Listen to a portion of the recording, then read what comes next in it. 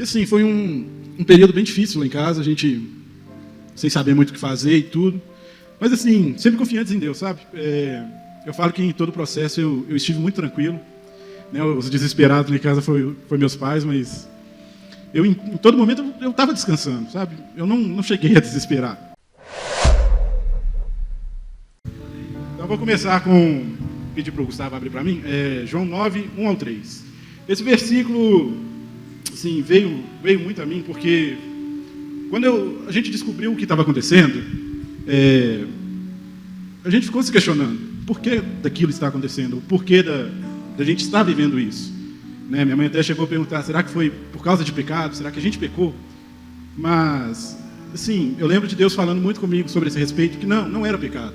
Não era por pecado. Ele permitiu que isso acontecesse para que, através da minha vida, o nome dele fosse glorificado e proclamado aonde fosse. E ao passar, Jesus viu um cego de nascença. Seus discípulos lhe perguntaram, mestre, quem pecou, este homem ou seus pais, para que ele nascesse cego? Jesus disse, nem ele, nem seus pais pecaram, mas isso aconteceu, para que a obra de Deus se manifestasse na vida dele. Então, começando, tudo começou em dezembro ali de 2021, bem no finalzinho de dezembro mesmo, já perto da virada do ano, que eu percebi que o meu siso do lado esquerdo, ele começou a sangrar. E quando eu reparei, a pele estava sobre o siso. Então, quando eu notei, eu só imaginei, vou ter que tirar o siso, solução simples, né? Todo mundo faz assim, tira o siso e acabou o problema. E marquei a primeira dentista, fui para a consulta, ela pediu um raio-x de praxe, né, que a gente tem que ter para fazer essa extração, ela fazia a avaliação. E quando eu cheguei no dia da consulta, ela analisou o raio-x e viu algo estranho. Esse algo estranho era que, aonde era para estar o meu maxilar, perto do dente, tinha um vão, assim, um buraco. Né? E como ela como ela não sabia o que era, ela preferiu me indicar um médico, um dentista mais experiente que ela conhecia, que era o Dr. Sérgio. Então, nesse dia que eu fui... Aí passou o final de ano, né? Acabei deixando para o outro ano, porque a gente acaba envolvido aqui com as coisas da igreja, fazendo, né, preocupado com o culto de final de ano, e um final de ano é sempre uma semana bem atípica. Né? E aí eu acabei também deixando para depois de uma viagem que eu fiz com os meninos para Guarapari, que, meu Deus do céu, só 24 horas dentro de um ônibus para voltar. Então, assim, foi super simples a viagem, nem passando perrengue. Mas voltando para Betim, eu já tinha marcado a consulta com o Dr. Sérgio, e lá chegando a ele pegou, olhou o raio-x, e no primeiro diagnóstico ele supôs que era um cisto. Se tratava de um cisto, porque o siso não tinha rompido a pele direito, a pele ficou por dentro da boca, encheu e se formou o cisto. Encheu de líquido e formou o cisto e estava atacando o maxilar. Então, no primeiro momento, ele explicou que teria que fazer uma cirurgia, mas que seria simples, só retirar do cisto e fazer um enxerto no local. Mas aí ele pediu alguns outros exames, fiz uns exames de imagem para ver melhor como é que estava a condição do maxilar e tal. O meu siso mesmo, ele estava quase que pendurado na pele, ele já quase não encostava no osso. Então, assim, aí passou mais um tempo, eu tive um retorno com ele de novo, e aí eu fiz uma cirurgia com ele. Eu retirei o siso, e ao retirar o siso, ele aproveitou e fez uma coleta do que acreditávamos na época ser o cisto. E mandou para fazer uma biópsia. Na época ele não falou nada, né? Ele só fez... E a gente continuou. Continuei tratando, beleza. E foi passando o tempo. Chegou... Teve um período que, quando ele foi fazer... Ele foi no dentista, não era para ter sido retirado o siso. O dentista falou que não ia retirar o siso. E aí, na hora, quando ele sai do consultório, ele sai com o siso já retirado. A gente não esperava isso. Aí chegou março.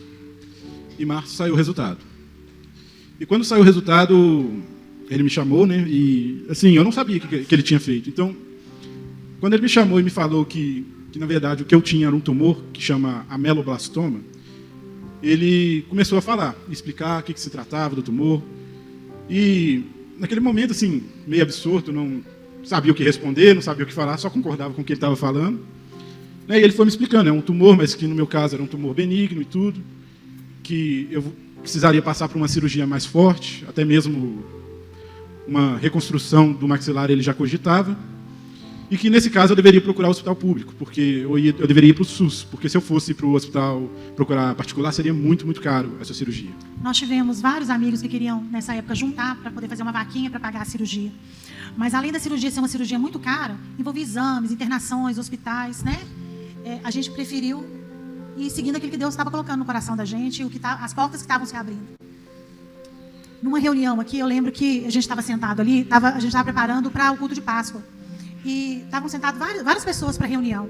E nesse dia, o Abraão já estava sabendo das coisas, ele virou para mim e falou assim: ô Andréia, você me permite eu falar isso para outras pessoas? Naquele momento eu concordei com ele. Falei, claro que eu permito. Mas eu não imaginei a proporção do que ia ser essa questão de poder falar para as pessoas. A partir desse momento, desse compartilhamento, a gente começou a ver assim, um mover diferenciado do Espírito Santo. E nesse momento a gente conseguiu ter uma consulta no regional. Eu sinceramente eu até peço desculpa ao médico, porque eu não lembro o nome dele. Ele foi o primeiro médico que ele avaliou o meu caso.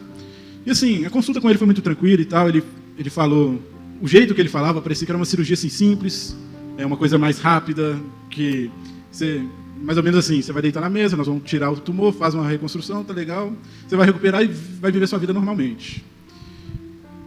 Aí ele já passou umas orientações, por exemplo, para eu não ficar fazendo muito esforço físico, não ficar carregando peso, atividade física zero, porque eu não podia ter nenhuma pancada no rosto, porque corria o risco do maxilar quebrar. Então, assim, era todo um cuidado que a gente já começou a ter para evitar qualquer risco de por um esbarrão, uma pancada, eu quebrar, porque mais à frente a minha médica explicou que não teria jeito, que se quebrasse o maxilar, eu ia ficar com o maxilar quebrado até o dia da cirurgia. É uma coisa que assim, assustou um pouco a gente, que ele falou assim, olha, essa cirurgia tem que ser feita de imediato. Betinho não faz essa cirurgia. Então, vocês vão ter que fazer isso estourando com até 4 meses. E assim, foi um período bem difícil lá em casa, a gente sem saber muito o que fazer e tudo. Mas assim, sempre confiantes em Deus, sabe?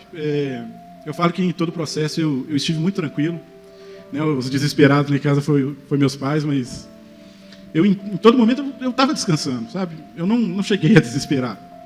A gente até ficava incomodado, porque a gente não sabia até onde realmente ele estava descansando, ou até onde, porque o Samuel vocês conhecem, já mais quieto. Mas realmente, durante o processo, o que a gente viu foi isso, essa confiança. E a gente, assim, como pais, a gente orava e chorava. Chorava pelos cantos e tentava, assim, fazer o possível para dar força. Aí foi então que a gente foi buscando ajuda. Eu tinha uma colega de trabalho minha. Deixa eu só te cortar um pouquinho. A gente viveu assim, momentos muito sombrios, gente. Que às vezes você fala, a hora que você está contando testemunho, que a gente já sabe o final, a gente não consegue mensurar o que nós passamos. Teve momentos de trevas, mas também tiveram momentos de luz, onde o Espírito Santo foi guiando. Mas tudo na nossa vida é processo. Então a gente não tem como escapar do processo, porque tem a parte ruim, mas tem a parte boa. Então assim, eu tinha uma colega de trabalho que ela tinha conhecimento dessa área, que ela ajudava as pessoas nessa área da saúde. Então assim, eu já fui de encontro a ela, eu falei, me ajuda, eu não sei o que eu faço, eu não sei onde eu vou. E assim, ela prontamente já se dispôs a ajudar, com o coração assim, muito aberto. Foi muito bom, porque ela ajudou muito, ela direcionou muito. E a irmã Terezinha também, aqui da igreja. Que nós tivemos um anjo, ela está aí, fica de pé, irmã Terezinha. Que ela a irmã Terezinha foi assim, um anjo na nossa vida, um anjo. A irmã Terezinha, ela já trabalhou muito tempo na saúde. E no próprio hospital regional, né? E o tempo todo que nós precisávamos dela, às vezes, não era nem nós que procurávamos ela. Ela vinha de encontro a gente. E isso, assim, foi para nós um divisor de águas, né? Porque foi bênção. E um certo dia eu lembro assim que até engraçado como é que você vê Deus no controle da situação. Porque eu lembro que essa minha amiga lá da prefeitura que trabalha comigo, ela marcou uma consulta para mim. E ela marcou essa consulta e a dona Terezinha marcou também uma consulta no mesmo dia. E assim, eu fiquei assim, nossa, 2 consultas, o que eu vou fazer, né? Qual que eu vou? Só que quando a gente foi conversar, a consulta era a mesma médica, no mesmo dia e no mesmo horário. Então assim, nesse primeiro momento a gente já via que Deus estava à frente. A cirurgia, peraí. A cirurgia foi com a doutora Joana Mendes, que ela é especialista em cirurgia de cabeça e pescoço.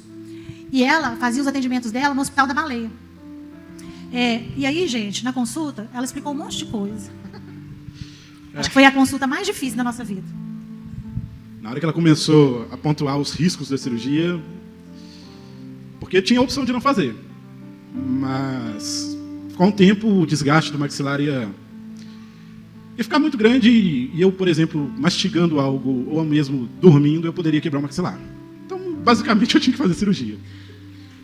Outro risco também era que a placa, podia haver uma rejeição dessa placa. E a placa também tinha prazo de validade. Ela teria que ser, em determinado momento, ela teria que tirar. Que ela citou essa opção da placa. Com a placa era uma cirurgia menos invasiva e uma cirurgia mais rápida. Só que, né, como minha mãe falou, tinha esse grande risco.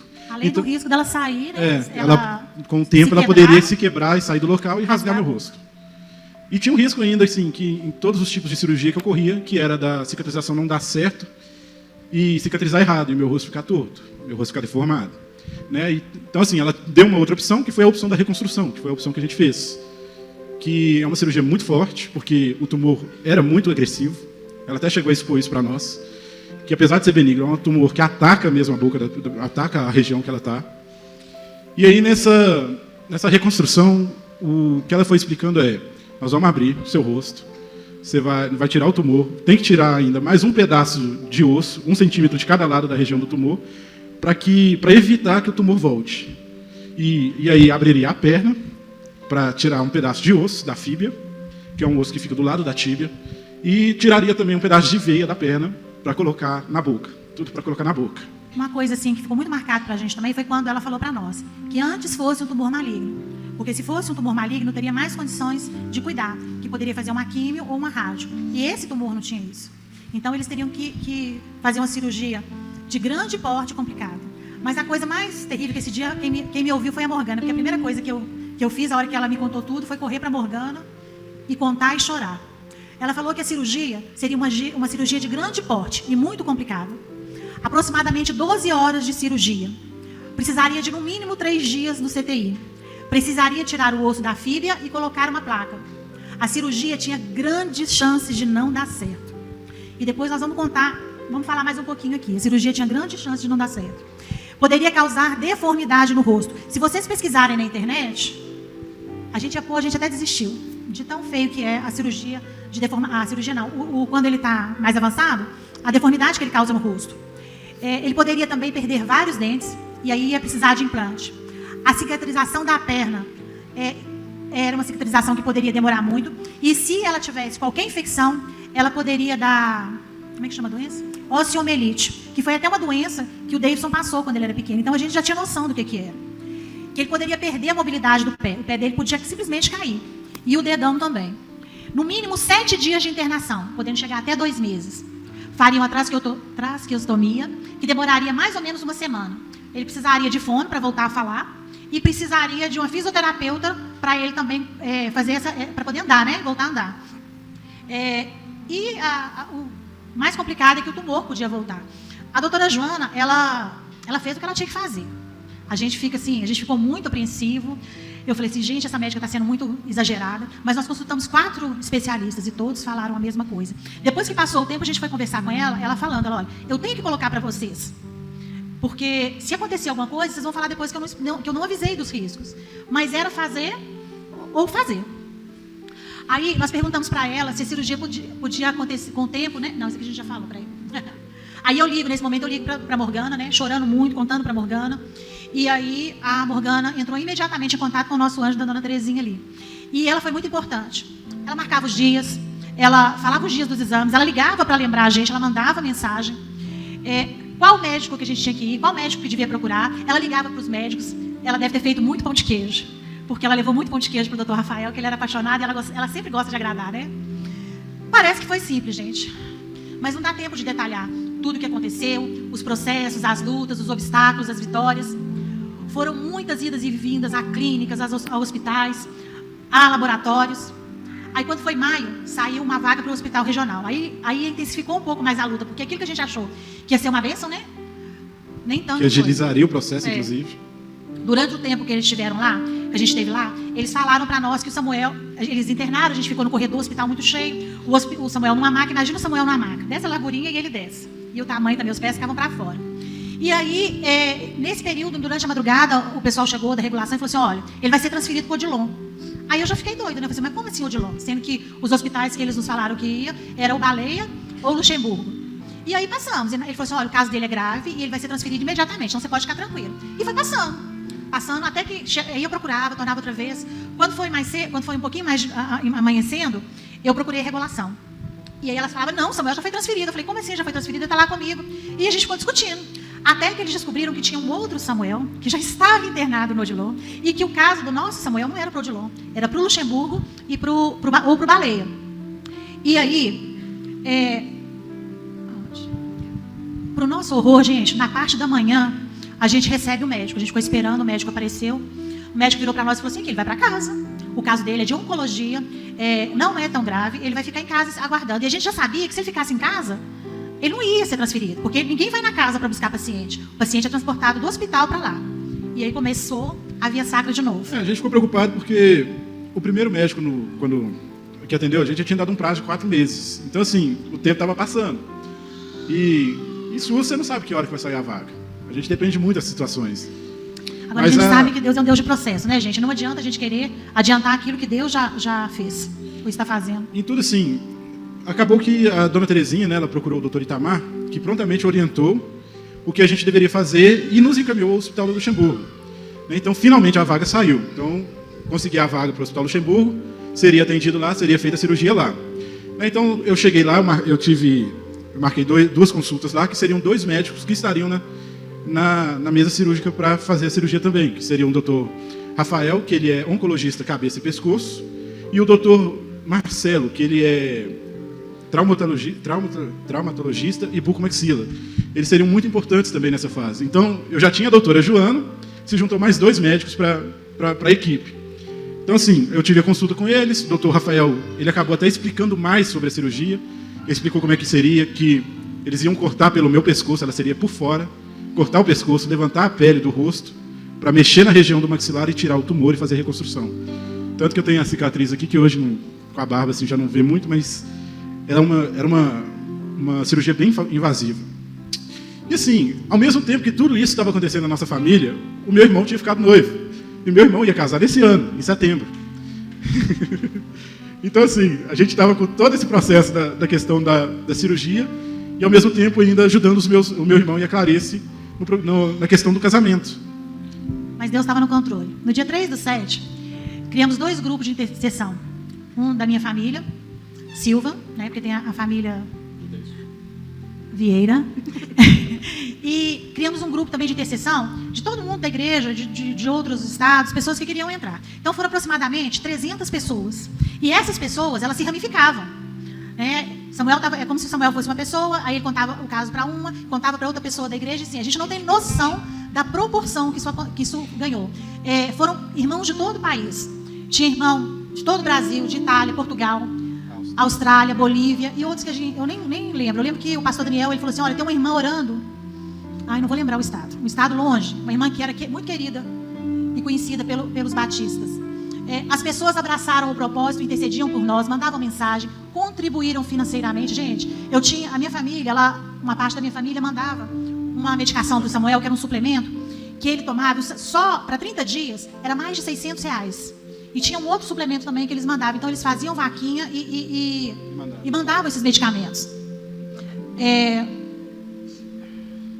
Exames médicos, quantas pessoas, né? A gente tinha que fazer, porque o que acontece? Apesar de a gente ter feito muita coisa pelo SUS, tinha hora que precisava fazer coisas particular, porque tinha, por exemplo, quando você faz às vezes um exame de imagem, ele demora muito tempo. E a gente não tinha esse tempo, a gente estava correndo contra o tempo.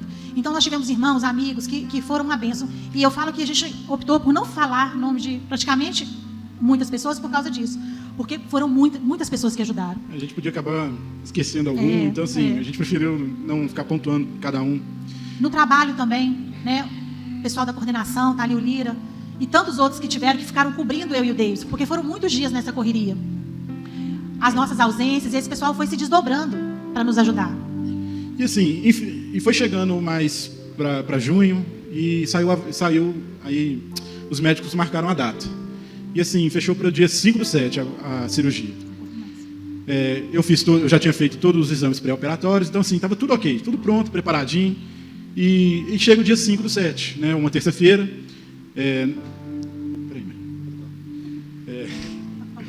E assim, a cirurgia era 8 horas, então a gente tinha que sair daqui bem cedo, a gente acordou umas 5h30, chegar lá 1 hora antes. Então assim, eu cheguei no hospital, cheguei com antecedência, entrei para lá para fazer todo o procedimento, para aquela área que você tira a roupa e veste aquele jaleco horroroso, touca, tudo, todo aquele aparato que você tem que vestir para entrar para a sala de cirurgia. E ali eu fiquei aguardando um tempo ainda. Deve ter passado uns 10 minutos de eu aguardando nessa sala. Veio o enfermeiro, me levou, eu ainda aguardei mais um tempo ainda no corredorzinho lá, esperando eles terminarem de preparar a sala. E aí eu entrei para a sala.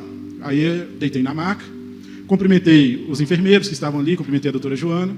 Eles falaram um pouco comigo, explicaram mais ou menos, falaram da sedação, né, o responsável pela sedação e a doutora Joana ajustaram a dose, como é que seria feita essa sedação, que eu tomaria uma até na coluna por causa da perna.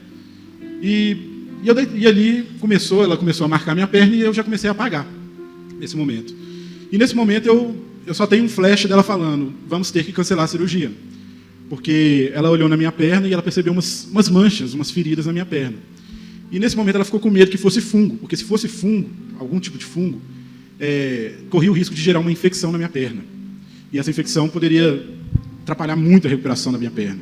Porque é onde daria a osteomielite, né? Então, assim, aí acabou que com a cirurgia cancelada, eu fui transferido para uma sala onde o pessoal que faz cirurgias mais curtas, né, que recebe sedações por menos tempo, ficam e ali você só recupera, depois vai embora.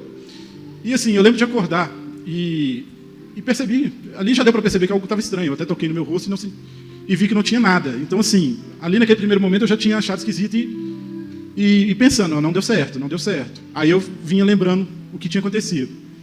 Aí o enfermeiro até chegou em mim, explicou o que estava acontecendo, só que ele explicou assim, bem por alto, porque a doutora Joana já tinha conversado com os meus pais, e eu ainda estava meio drogue ainda pela anestesia, não estava totalmente consciente naquele momento. Então, assim, a gente foi para casa assim, muito, muito abatido, porque a gente já tinha preparado tudo, a gente já estava pronto para a cirurgia. E, assim, eu lembro da gente ficar muito, muito triste, muito, muito para baixo. Foi bem difícil nesse dia, né? Nesse e no outro dia foi bem difícil lá em casa. A gente, assim, parecia que a gente estava voltando no velório no dia. E no mesmo dia que ele chegou, nós já precisamos... a gente foi numa dermatologista para ela olhar imediatamente o que seriam aqueles fungos. E ela nos encaminhou para uma clínica em Belo Horizonte. Eu falo que a igreja, gente, ela é o maior suporte. Igreja e família é um suporte, assim, tremendo. Eu lembro que o pessoal da igreja na rua, eles foram para lá. E nesse dia, o Samuel não queria ver ninguém. Ele não conseguia conversar. Isso não era com os irmãos da igreja. Ele não falava conosco. Ele foi para o quarto e ficou ali. Ele queria ficar sozinho. E aí a gente recebeu o pessoal da igreja na rua, porque eu falei que a gente não ficaria sem recebê-los. E foi uma bênção. Eu lembro que eles ficaram lá de baixo e ministraram para o Samuel no quarto. Estenderam as mãos e milagrosamente, é aquilo que o Lucas falou. Na hora que o Lucas estava falando aqui, eu falei assim, gente, eu estava com vergonha de falar, porque tem hora que são pequenas coisas que a gente acha que é bobagem, mas são pequenos milagres. E no outro dia, o Samuel já levantou outra pessoa. Ele já começou a voltar a ter aquela confiança, ele já voltou a aceitar que era um processo de Deus na vida dele. Fez diferença. Então, assim, a gente já tinha marcado uma consulta com a mesma dermatologista que tinha atendido a gente no dia anterior. E a gente foi para BH fazer essa consulta, uma consulta até particular, né, mãe? E ali ela fez uma raspagem nas áreas e também fez uma coleta para fazer a biópsia. Então, assim, essa raspagem ela teria que fazer um cultivo, então o resultado do exame demoraria praticamente um mês. Então, além de já não ter dado certo a cirurgia, empurrou ainda mais um mês para frente a cirurgia, porque tinha que esperar o resultado. E se desse positivo, ainda empurrar mais ainda para frente a data, porque teria que fazer o tratamento. Então, assim, a gente fez todos os exames certinho e tal. E fomos para casa, esperar, porque a gente só tinha que esperar o resultado sair agora. E nesse tempo, assim, a gente teve irmãos, né, que trabalhavam no hospital. O Antônio, ele ficava o tempo todo olhando, né, lá no computador para ver se o resultado tinha saído. Quando saía, ele ligava para a gente. A Clarice ligava para o Antônio. E assim, foi assim o tempo todo. Um ligava para o outro e cada um, gente, fazia uma partezinha. Né? E é isso que a gente quer mostrar aqui, que cada um que fez uma parte, seja ela menor ou maior, trouxe Samuel para cá, para nós hoje. Amém. Então, assim, a gente meio que deixou a cirurgia de lado e focou agora só no casamento do Luiz. Né? Já estava chegando a data, ele estava com as reformas na casa, a gente estava ajudando, né? Mais os meus pais do que eu, porque eu não podia pegar peso nem nada. Mas eu lembro que faltando uma semana para o casamento, no fim de semana, eu fui lá ajudar, né? Colocar as coisas no lugar e tal. E eles, na área da cozinha, lá eles têm um balcão. E eles tinham uma TV que eles queriam colocar em cima desse balcão. E vai eu ajudar, né? Então vão lá furar a parede e tal. E enquanto eu furava a parede, eu estava meio sem jeito, eu fui me ajeitar para pegar mais firme na furadeira e terminar de furar o buraco. eu, sem querer, encostei na bancada e no momento que eu encostei, ela cedeu e eu caí por cima dela. Então, assim... Eu só chorava. Porque o menino que não podia levar um baque de bola, dormindo ele podia quebrar um maxilar, imagina. Era um tanto de como é que a gente fala? Tijolo. Tijolo, a pedra se desfez. As cadeiras maravilhosas da Clarice quebraram. A Clarice ficou até sem reação, só ficou olhando assim. A Clarice ficou em choque. Sem saber o que falava na hora. Mas, graças a Deus, eu não tive nada. Nem um arranhão, nem um corte, nada. Mais um mover do Senhor. Então, chega agosto, sai o resultado do exame. E nesse resultado a gente percebe que não deu negativo para fungo. Então eu estava liberado para fazer a cirurgia. Então, aí foi só se preocupar agora com a data da cirurgia. Né, que a gente tinha um conflito com o casamento do Luiz, que o casamento dele ia ser no dia 3 de setembro. Mas, graças a Deus, ela marcou para 2 dias depois, que seria no dia 6. Só que teve uma divergência de datas com um dos médicos e ficou para outra semana, no dia 13. Eu lembro que foi uma loucura, porque a Clarice, mas o Luiz queria desmarcar o casamento, a hora queria desmarcar a lua de mel, porque ia ser imediatamente após o casamento, porque eles casariam no domingo. Eles casariam no domingo, seria na terça. Na terça-feira já era. Mas, graças a Deus, como ficou para outra semana, deu tempo deles voltarem da lua de mel, também participarem desse momento. Então, chega o dia da cirurgia, vai de novo para o Hospital Luxemburgo, cirurgia 8 horas da manhã, chega 1 hora antes, faz todo o procedimento, entra, tira a roupa, veste o jaleco. Só que, diferente da primeira vez, foi tudo mais rápido. Eu não tive que esperar o enfermeiro, porque ele já estava lá para me levar. Eu já fui entrando para o bloco, eu já fui deitando na maca, só cumprimentei e já me apagaram. Então, aí já bora para a cirurgia, 12 horas de cirurgia. Só explicando, é porque... Então, nesse momento, entraram o doutor Rafael, a doutora Joana, o doutor Marcelo. Cada um ia fazer uma parte dessa cirurgia. O doutor Rafael ele ficou responsável para fazer a retirada do tumor da minha boca e de tirar aquele pedaço do osso que seria a área contaminada para que o tumor não voltasse. Ele com uma equipe, então já era mais um grande número. Aí, depois, a doutora Joana, com a sua equipe, para fazer a reconstrução, ela fez a retirada do osso da perna, a retirada da veia e colocou no meu maxilar, emendando o maxilar e colocando essa veia no lugar. Porque essa veia é importante, porque tinha que haver irrigação de sangue no osso, porque se não houvesse essa irrigação, o osso apodreceria e eu perderia a cirurgia. E o doutor Marcelo, que ficou responsável pela finalização da cirurgia. Ele ficou por acertar o maxilar, para acertar a mordida do meu maxilar, para que o maxilar não ficasse torto e eu, assim, pudesse ter a boca normal, abrindo e fechando normalmente. Eu queria lembrar que no dia que a primeira cirurgia foi marcada e desmarcada, tadinho do pastor Eduardo, eu botei ele doido. Porque assim, o Deison é mais tranquilo, o Samuel ficava calma, mãe, e eu desesperada. E eu lembro que eu liguei para o pastor, eu chorava, e a igreja o tempo todo tentando ajudar a resolver os problemas. E quando eu estava naquela sala lá de espera, gente, a sala fica lotada. É o tempo todo a antessala do bloco, né? Entra gente, sai gente, porque são várias salas para operação. E aí, entrava e saía paciente, entrava e saía médico. E tinha boletins de 1 em 1 hora. E eles chegavam, davam os boletins, fulano de tal, aí falava da vida dele detalhada. Outro fulano, a mesma coisa. Quando chegava no Samuel, está na cirurgia, está no bloco. Era só isso que eles me falavam. E eu comecei a ficar, eu não vou falar desesperada, porque desesperada é uma palavra, angustiada. Porque uma cirurgia que era para durar até 12 horas, ela chegou a 14 horas. E nesse período, aí o que aconteceu? Esvaziou-se a sala de espera. Ficou eu. E eles não vinham mais dar boletim. E aí, nesse momento, eu falo que foi assim, um momento mais maravilhoso da minha vida. Eu não vou esquecer nunca. Pastor Francisco e pastor Júnior saíram daqui, sem saber se eles iam poder entrar, se eles sabiam se poderiam nos ver. E eles foram para lá. E nesse período, das 12 às 14, de 12 horas até as 14 horas, eles foram, oraram conosco. Eu lembro assim de um abraço gostoso deles, sabe? Hoje é aniversário do nosso pastor, mas o presente, gente, é meu. Porque eu nunca vou esquecer o que ele fez por mim ali. Naquela hora, eles orando, o pastor Júnior ministrando. E quando eu voltei para a sala, foi uma coisa assim tremenda, que eu já voltei refeita. E aí, gente, aí que começam os pequenos, grandes milagres. Primeiro milagre. O doutor Rafael sai da sala e ele fala, olha, a cirurgia foi um sucesso. Aí eu falei assim, mas cadê o resto, pessoal? Ele falou assim, olha, demorou muito, porque a doutora Joana é uma doutora muito minuciosa, ela gosta muito das coisas, ela é perfeccionista, ela, mas o doutor Marcelo estão lá e por isso que demorou. Depois de mais ou menos 1 hora, a doutora Joana sai e fala a mesma coisa, a cirurgia foi um sucesso. Só que ele está saindo da sedação e ele está muito agitado. Muito, muito agitado. Ele falou, a cirurgia foi uma cirurgia muito complicada. O tumor, ele estava maior do que o esperado. E eu tive dificuldade de pegar, porque a veia, gente, eu nem sei como mensurar. É como se fosse uma linha de agulha que ele tinha que tirar da perna para pôr na boca. E não podia ter erro nenhum, porque se ela não colocasse essa veia e ela não tivesse irrigação, todo o processo que fez, ele ia ser destruído. Então, ela tentou 6 vezes. E foi quando ela conseguiu. Isso.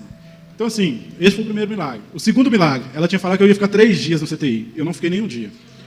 A partir do momento que eu saí da sala, eu já fui para o quarto. Deixa eu só fazer uma adenda aqui. A hora que ele foi para o CTI, gente, era para ele ter ido para o CTI. O CTI não tinha vaga. O hospital estava cheio, lotado, igual eu já tinha falado para vocês. E ela falou assim, olha, nós vamos mandar ele para o quarto. E mandou. E não teve nada que precisasse voltar para a CTI. Inclusive, eles autorizaram minha mãe a poder ficar comigo, porque eu muito agitado, muito assim, então precisava de ter um acompanhamento maior ali. E assim, meio que não pode, né? Porque meio que não pode, não pode. Né? Só menores de 18 ou idosos, né? Maiores de 60, que podem ter um acompanhante ali. E assim, em tudo, Deus se movendo, porque eu vou falar a verdade para vocês, se eu não tivesse minha mãe ali, eu não sei não. Porque teve dias que foram, assim, muita luta, assim, eu não conseguia dormir, eu não conseguia cochilar direito. Eu era 15 minutinhos ali, dormia, voltava. E mesmo assim, dormia por causa dos remédios. Então, assim, sentia muita dor. Né? Eu não podia me mexer direito por causa da cirurgia. Eu tinha que ficar somente numa posição, não podia mexer sequer o pescoço. Então, assim, graças a Deus, a minha mãe esteve ali comigo. Deixa eu ver. Peraí. Uma coisa que aconteceu lá, na hora que eles foram transportar ele para o quarto, ele deitou, ele muito grande, tinha um enfermeiro e uma enfermeira. Então, para transportar ele, e ele muito agitado. Então, assim, foi um drama. A hora que a gente acaba de colocar ele, outro milagre de Deus. Esse menino começou a vomitar. E ele começou a vomitar sangue. Mas ele não podia fazer isso aqui, nenhum movimento para... Eu achei uma coisa assim, interessante, que aquele pessoal que a gente acha que está preparado, né, vou fazer... Eles ficaram desesperados, corriam para um lado para o outro, não sabiam o que fazia. Eu não sei como. O Samuel, acho que conseguiu virar um pouquinho a cabeça, foi que ele colocou aquilo tudo para fora. Ele estava morrendo sufocado. Então eu acordei no outro dia, droga, mas já começando a entender o que estava acontecendo. Já entendendo que a cirurgia aconteceu e tal, minha mãe explicando as coisas. E assim, a primeira coisa que eu percebi ao acordar, estando consciente, foi a tráqueo, que eu estava no pescoço. E assim, eu não sei, quem já passou por procedimento médico sabe que quando você não está consciente, você está respirando normal, mas quando você percebe que você não está... Eu percebi que eu não estava respirando pelo nariz, eu comecei a não conseguir respirar. E ali, assim, foi me dando desespero, eu pedindo, tentando sinalizar ou fazer alguma coisa que eu não conseguia falar, tentando mostrar, não, tem que tirar isso aqui, que eu não consigo respirar. E eu precisava de libras, né? Porque ele não podia falar e queria que eu entendesse. Ele ficou tão nervoso. Ele tentava falar com as mãos, com gestos, eu não entendia nada. Eu sabia que ele estava nervoso, que aquilo estava incomodando, mas ele queria que eu entendesse exatamente as palavras dele. Então, assim, minha mãe até falou, não tem jeito, não vai tirar, a médica já falou que não pode tirar, porque se eu precisasse passar por qualquer procedimento de urgência novamente, a tráqueo tinha que estar ali. Então, eu fui acalmando, conseguindo respirar e normal. Né? Então, assim, a parte, eu acho, que mais me assustou depois da cirurgia foi a minha perna. Porque eu não sabia, assim, por mais que ela falava da cirurgia na perna, eu não tinha dimensão do que seria a cirurgia na perna. A única coisa, e assim, eu acho que por causa do foco todo no rosto, de tudo que poderia acontecer na minha boca, do meu maxilar, eu não dei a devida atenção da perna. Mas, a partir do momento em que o enfermeiro tirou as faixas para fazer a limpeza da minha perna, que eu fui perceber. E eu fiquei assustado. Eu devo ter tomado uns 50 pontos na perna. O músculo da perna estava para fora, porque ela teve que tirá-lo para poder retirar o osso e a veia. Então, assim, a minha perna estava costurada da altura do joelho até o tornozelo. Uma coisa também que aconteceu, por o tempo que ele passou na cirurgia, ele deu o que a gente chama de escara, que é umas bolhas. Então, isso incomodava ele não podia virar de jeito, ele só tinha que ficar virado de barriga para cima. E quando eu chamei as enfermeiras, elas riram. Falaram assim, que é isso? Escara de um dia? Até que eu insisti muito. E quando a gente conseguiu levantar ele um pouquinho, ele estava com a parte do quadril e das costas com escara. E aí, assim, sem muita posição, muita dor mesmo, porque eu não conseguia ficar sentado ou deitado, era muito incômodo. Minha mãe até tinha solicitado um colchão, aquele casca de ovo, para pôr na cama, para ver se melhorava, e foi nada, porque não adiantou nada. E assim, foi quando a Euseli ficou sabendo dessa situação, e ela tinha um colchão pneumático, é um colchão que ele enche de ar e esvazia, ele serve para pessoas que ficam muito tempo imóveis, né, que não podem se mexer muito, tem que ficar muito tempo numa posição só. E ela nos emprestou esse colchão, e eu vou te dizer que foi um alívio. Eu não dormia tanto, mas o pouco que eu conseguia dormir era porque o colchão me aliviava. Vocês estão vendo? Cada um fazendo um pouquinho? Foram essas pequenas coisas que foram nos abençoando. No segundo dia, ela estava, como os outros, o tempo todo atento a tudo que a gente estava precisando. Eu não precisei de ligar para ela e falar assim, Zeli, traz um colchão para mim. Um passava informação para o outro e as coisas iam se resolvendo. E assim, no segundo dia, a doutora Joana, ela, que foi todos os dias me ver, todo dia de manhã ela passava lá para me ver, e ela não trabalha no Luxemburgo, deixar isso claro, ela não trabalha no Luxemburgo, ela trabalha no Hospital da Baleia, ela passava lá para depois ir para o hospital. Então, assim, a todo momento ela se dispôs a estar me atendendo, a cuidar de mim. Então, assim, ela me explicou que até para eu receber alta, eu precisava caminhar, eu precisava andar. Precisava respirar. Mesmo com toda a dor que eu sentia, eu tinha que andar. Então, assim, eu já no desespero para ir embora, para ir para casa, eu comecei a me forçar a andar. Eu andava naquele corredor praticamente o dia inteiro, né, mãe? E o milagre que ele esqueceu de contar foi que, como ele era grande, elas não conseguiam dar banho nele. Não tinha homem. E Deus abriu as portas novamente para que o Davidson e o Luiz entrassem e dessem o banho dele. Então, todos os dias eles iam lá para poder dar o banho no Samuel. E assim, eu lembro de passar muita dificuldade, não só com a dor, mas com sede. Porque como eu não podia ingerir líquido algum pela boca, toda a minha alimentação era pela sonda que estava no meu nariz. Então, assim, nos primeiros dias lá no hospital fez muito, muito calor. E eu ficava, assim, com muita sede, pedindo, pelo amor de Deus, assim, para eu poder beber um golinho d'água. Mais que água, né? Assim, eu lembro que a médica me deu um tiquinho, assim, mas era só para molhar a boca mesmo. E com isso, assim, até dormindo eu sonhava com água. Até dormindo, assim, eu cheguei a sonhar até com Tampico, que eu nem nunca bebi. Mas eu sonhei com Tampico. Não, que eu quero beber Tampico, que eu estou com sede, eu tenho que beber água.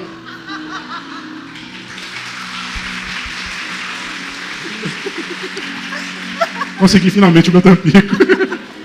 Mas então assim, eu ficava desesperado para beber água, para beber alguma coisa. Eu não conseguia, não podia. E assim, foi passando os dias. E assim, eu tomava muito remédio, eu tomava morfina, tomava como é que chama o outro? A dipirona, tudo em veia. Tinha uns outros medicamentos também. Aí só que, num determinado momento, eu cheguei para a enfermeira e falei, não quero mais tomar morfina, não preciso. Apesar de estar sentindo muita dor. E assim, a morfina ainda me ajudava a dormir um pouco, mas eu decidi tirar, porque eu já não queria ficar dependente, não queria precisar da morfina para descansar, para dormir, para não sentir dor, e porque eu queria ir embora.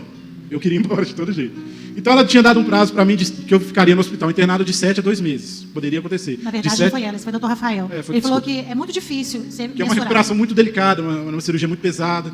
Então, assim, eu ficaria 7 dias no mínimo ali, com 3 no CTI. E graças a Deus, eu fiquei 6 dias. Então, no 6º dia, eu fui embora para casa. E saiu andando. Saí andando e sem atráqueo.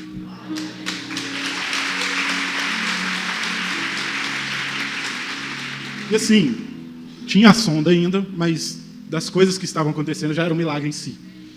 E assim, fui embora para casa, muito, muito feliz.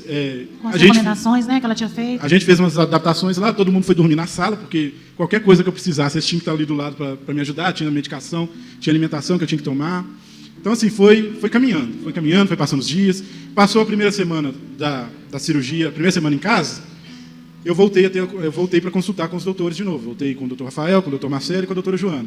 E o Dr. Rafael retirou a sonda. É uma situação bem horrível tirar a sonda, né, porque ele tem que puxar a sonda do nariz, né? E assim, me liberou para começar a me alimentar pela boca, mas somente líquido ou papinha. Então, assim, já começou um outro milagre aqui agora. Ele também tomava medicação na veia. E a gente tinha um parente, né, que é o Carlos, eu queria agradecer muito o Carlos, que ele era enfermeiro.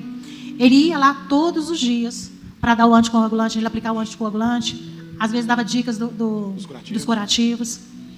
E, além de tudo, ainda, depois que o Dr. Rafael tirou a sonda, começou os mimos, né? Era a Dona Beatriz mandando açaí, Morgana mandando sorvete. Outro também que ajudou muita gente foi o Maico, que também ajudava nessa área da enfermagem, ele também chegou a aplicar, né, algumas injeções.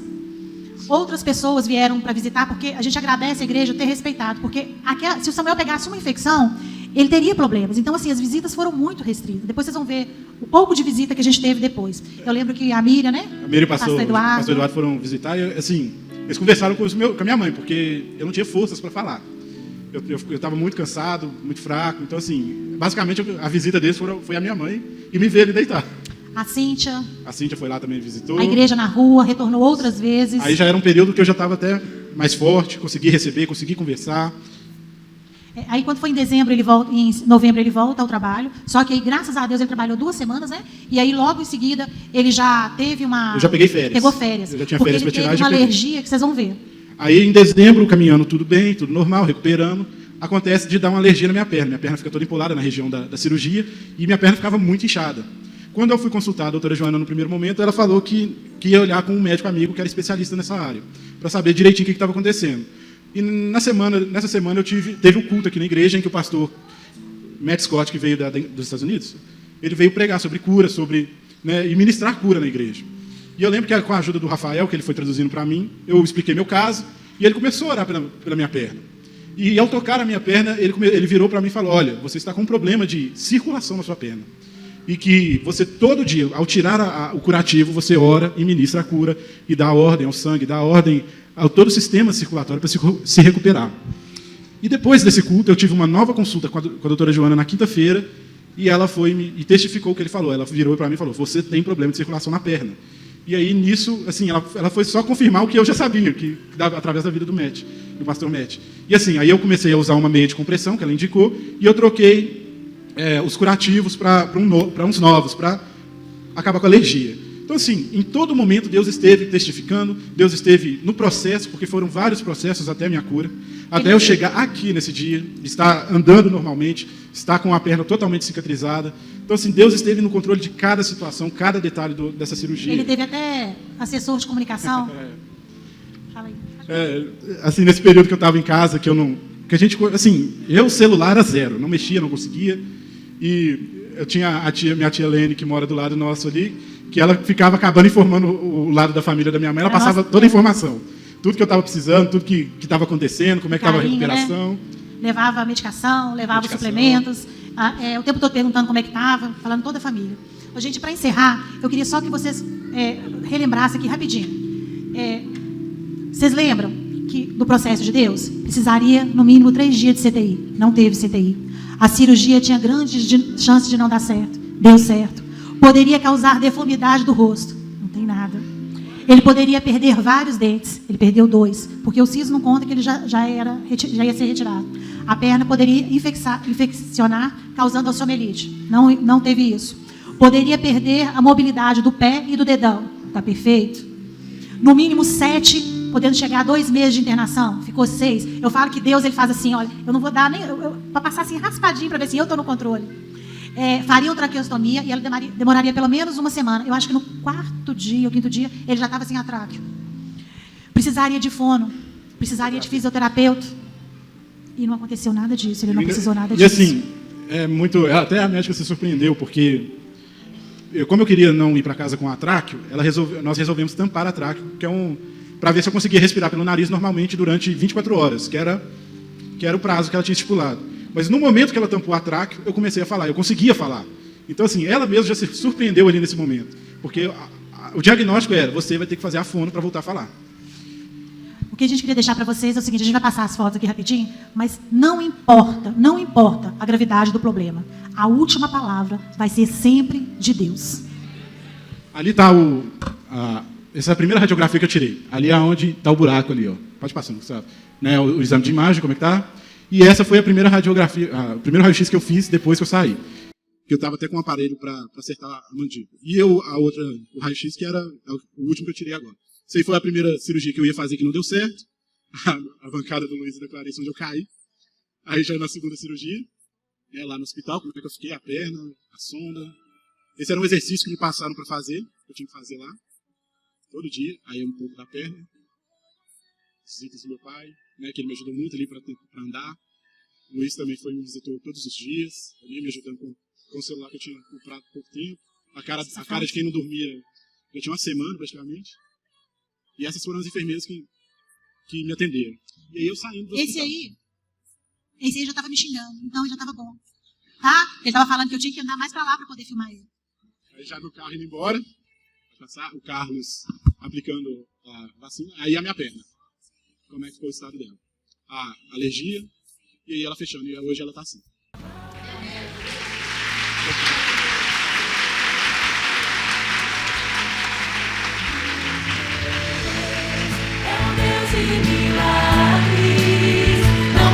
Aleluia!